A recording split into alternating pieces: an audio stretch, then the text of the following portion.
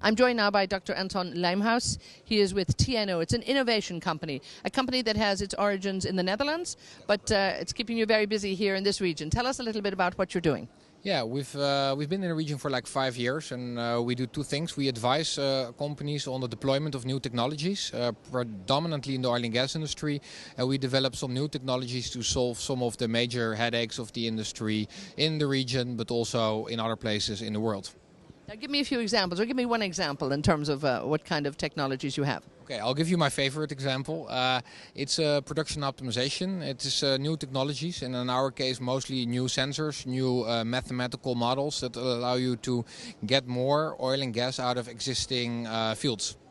And of course this is where a lot of focus, a lot of attention and huge importance is actually getting more out of the fields. So tell me how that works a little bit.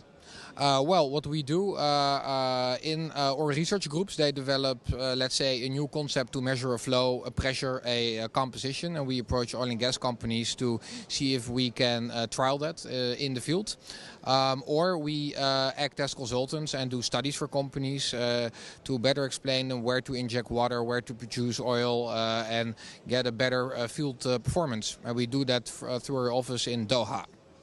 Now, I'm looking at this wonderful pump mechanism you have. Explain a little bit of this to me and tell me how this is working. Yeah, it's not a pump. So that's the thing. People think oil is being pumped up, but in general it is being pushed up by the high pressure in the reservoir. And after producing a field for some time, that pressure decreases and you get issues in your wells.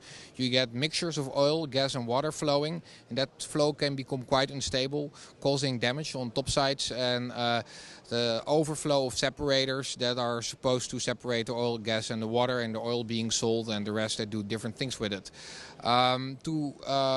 We act as advisors to tell companies where the problems in their wells come from. And this little mock-up behind me shows you that the problems can come from many different causes.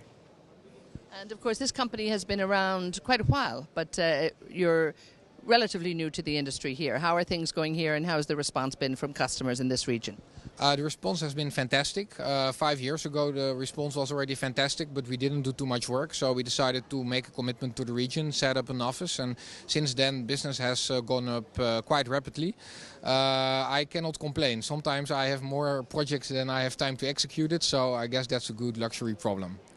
And it's great to see you here at IPTC at this exhibition too. How important is it to be here, to be present with your other peers in Qatar and with all the IOCs and the NOCs that are here?